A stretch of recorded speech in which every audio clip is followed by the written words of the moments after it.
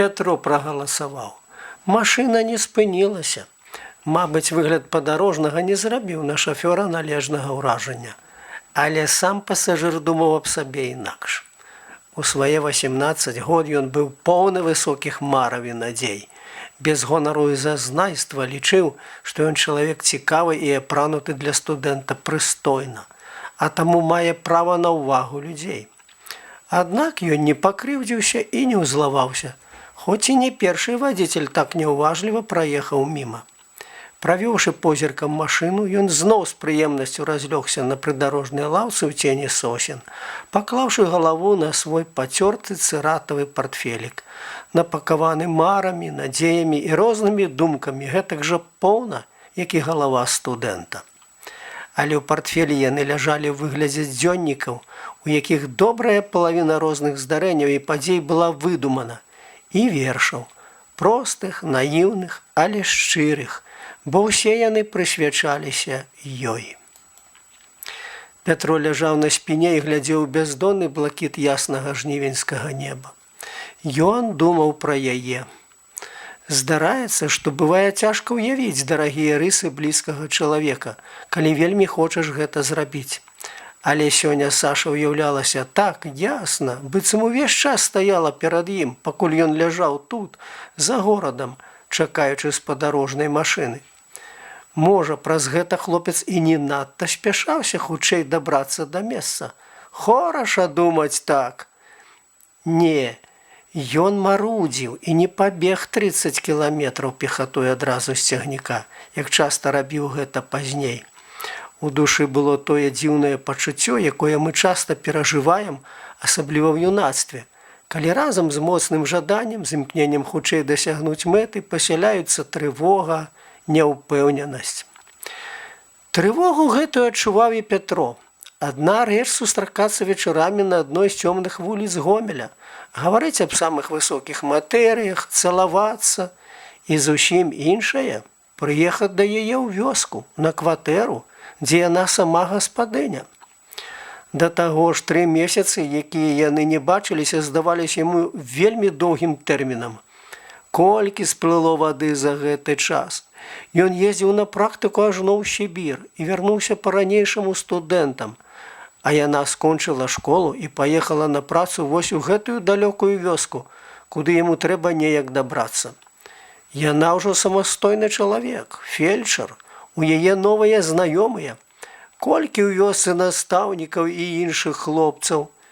Непрыемнае пачуццё запякло ў грудзях. Наіўнае і страшнае пачуццё беспадстаўнай рэўнасці. Чаму яе 2 пісьмы былі такія кароткія? Даруй, няма вольнай хвілінкі. Здавала экзамены, знаходзіла час пісаць па некалькі старонак, а тут, у вёсцы, раптам не хапае часу. Быццам ва ўсім сельсавеце адны хворыя. Праўда, яна сама яго запрасіла ў апошнім пісьме прыехаць у госці. Але якое гэта запрашэнне? Адзін сказ у канцы, як бы між іншым для ветлівасці. Можа, спадзявалася, што ён не адважыцца прыехаць. Пятро ад такіх думак ажно ўсхапіўся і абышоў вакол лаўкі. Ён пачаў думаць аб той нечуванай у гісторыі чалавецтва страшэннай помсце, якую ён здзейсніць, калі, не дай Божа, яна здрадзіць яму. Крыху супакоіўшыся, ён лёг зноў. Перад ім лёгка гойдалася галлё сосен. Над самым вухам пранізліва закрычаў паравоз. Побач праляскаў таварны састаў. Пятро усміхнуўся. Жахі зніклі. Ён зноў бачыў яе вочы, блакітныя і ласкавыя, адчуваў на вуснах цеплыню яе пацалункаў. Не, яна добрая, шчырая, і яна кахае яго назаўсёды. Пачуліся галасы і смех, ён схамянуўся. Вялікая група жанчын з кошыкамі, бетонамі і чаравікамі ў руках вярталася з горада і таксама размясцілася адпачыць пад соснамі. «Цёткі, да Холміч далёка!» Баючыся натрапіць на людзей з той вёскі, дзе працуе яна, яго Саша, бо такія людзі абавязкова пачалі б дазнавацца, да каго ён едзе, Пятро хітра пытаўся пра адлегласць да суседняга мястэчка. Пытаўся проста так, для забаўкі, бо ўжо дакладна ведаў ад гаваркога стрэлачніка, колькі кіламетраў не толькі да Холміч, але да кожнай вёскі па гэтым шляху. «Да вечара паляжы, бліжэй будзеш», – засмяялася адна з маладзіц. «Відаць, дадому так спяшаецца, а маці недзе чакае, не дачакаецца», – з дакорам сказала старая. Мабыць, яны бачылі яго тут на гэтай лаўцы, калі яшчэ ехалі ў горад, бо самая маладая зноў пажартавала. «Да нявесты, нябось, даўно пяшком дабег бы». Словы яе ўкалолі хлопца, яму стала сорамна за тое, што ён ляжыць. Пятро ўзяў партфелік і адышоў убок, каб не чуць іх смеху і жартаў.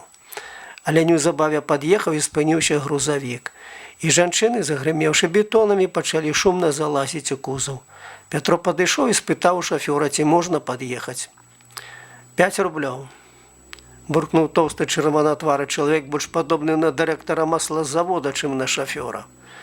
Гэта было дорага, а тым больш для беднага студэнта, у якога ў кішэні ляжала ўсяго нейкая дзясятка. За гэтыя грошы яму трэба было вярнуцца са свайго няблізкага падарожжа назад. Таму ён уедліва сказаў чырванатвараму вадзіцелю: «Дзякую за ласку», і рушыў назад да пераезда. Жанчынам, мабыць, стала шкада юнака. Яны нешта сказалі шафёру і паклікалі: «Ідзі, садзіся, чаго там? Можа, пасватаешся да нашых дзяўчат?» Шафёр таксама лагодна крыкнуў: «Гэй, ты! На гонары далёка не паедзеш! Садзіся, давязу!» Пятро не азірнуўся. Толькі калі машына рушыла і крыху асеў пыл, ён павярнуўся і шпарка закрочыў следам за ёй. Туды, дзе канчаўся невялікі сасняк і адкрывалася шырокае поле. Хто ішоў па дарозе ад рэчыцы на Лояў, той ведае, якая гэта сумная і цяжкая дарога, асабліва ў летнюю спёку. Яна цягнецца па голай, як стэп раўніне, і нават першыя 30 кіламетраў да Холміч абмінае зялёныя аазісы вёсак, дзе падарожны мог бы напіцца з калодзежа сцюдзёнай вады і адпачыць у цені вербаў ці вішняку. Ні дрэўца, ні кустоў, ніводнай рачулкі. Ёсць некалькі равоў, па якіх сцякае ў Дняпро вясновая вада. Ды ў жніўні яны заўсёды сухія. Але самае пакутлівае на той дарозе – гэта ўвесь час бачыць недалёка злева густую сцяну лесу, а з узгоркаў, бліжэй да лесу, паміж яркай зеляніны лугу, паласу вады, што спакусліва паблісквае на сонцы. Але да Дняпра 2-3 кіламетры. І, вядома, не ў кожнага пешахода хапае волі падоўжыць свой шлях на некалькі кіламетраў, каб пакупацца. Раней дарога вяла паўз самы Дняпро, праз вёскі Жмураўка, Заспа, Левашы. Але нейкі дарожны начальнік, які, мабыць, ніколі не хадзіў пехатой, вырашыў пракласці яе полем, каб зрабіць больш простай, кароткай, нібыта больш праезжай вясной і ўвосень. Ды ад гэтага яна не стала ні карацейшай, ні больш праезжай у непагоду. Добра, што ў наш шчаслівы час, калі ўсюды столькі машын, нават закаханыя паэты не ходзяць пехатой. А ці добра? Прайсці аднаму па добрай дарозе і ў добрым настроі, хіба непрыемна гэта? Колькі перадумаеш усяго, як хораша памарыш, паспрачайся са сваімі праціўнікамі. А колькі варыянтаў новай рэчы, я маю на ўвазе нашага брата, пісьменніка, можа з'явіцца ў выніку гэтага роздуму, колькі нечаканых і цікавых сюжэтных ходаў раптам знаходзіш.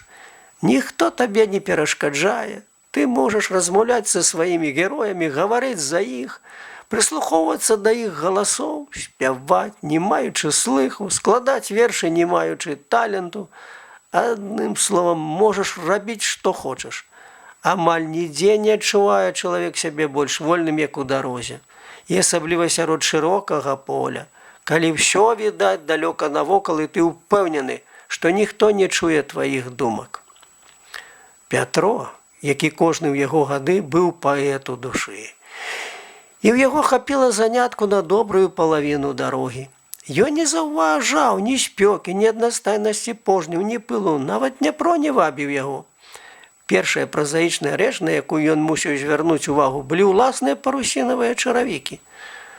Пра іх нельга было не падумаць, Гэта была самая ненадзейная частка яго ўбрання. Пятро прысеў на запыленую узбочыну, разуўся і, загарнуўшы чаравікі ў газету, паклаў іх у партфель, побач са сваім духоўным скарбам. Але самы шчаслівы закаханы і самы натхнёны паэт урэшце стамляецца. Тады знікае жаданне марыць. Чалавек пачынае чытаць лічбы на кіламетрах, на кіламетравых слупах і адразу заўважае, якая па сутнасці гэта аднастайная і цяжкая дарога, і як гола і сумна на полі ў жніўні. Убрана збажына, пажок бульбоўнік, пачарнела няскошаная грэчка. У Пятра гэтая стомленасць прыйшла разам са смагай. Вельмі захацелася піць. Ён дастаў кавалачак хлеба, які захапіў тайком у сталоўцы ў час снедання, адкусіў і доўга трымаў у роце, смакуючы салёна-салодкую мякаць. Але калі ён вызначыў па слупах, што патрэбная яму вёска ўжо недалёка, то адразу забыўся на стомленасць і смагу. Іншыя турботы апанавалі яго. Нельга паявіцца перад Сашай у такім выглядзе, запыленым, з бруднымі рукамі і нагамі, засмяглымі губамі. На шчасце, яму ўдалося знайсці пад адным мостам цераз роў лужыну дажджавой вады. Наўрад ці згадзіўся б ён у іншых абставінах мыцца ў такой вадзе. Але тут іншага выйсця не было. Пятро старанна выбіў пыл са штаноў і някепска памыўся. У поўнай форме, зашпілены на ўсе гузікі, абуты, набліжаўся ён да вёскі, ахутанай залатым пылам. Заходзіла сонца, вяртаўся з поля статак. Боязь і радасць, трывога і лепшая надзея, няўпэўненасць і юнацкая задзірыстая рашучасць перамяшаліся ў дзіўнае і вельмі салодкае пачуццё.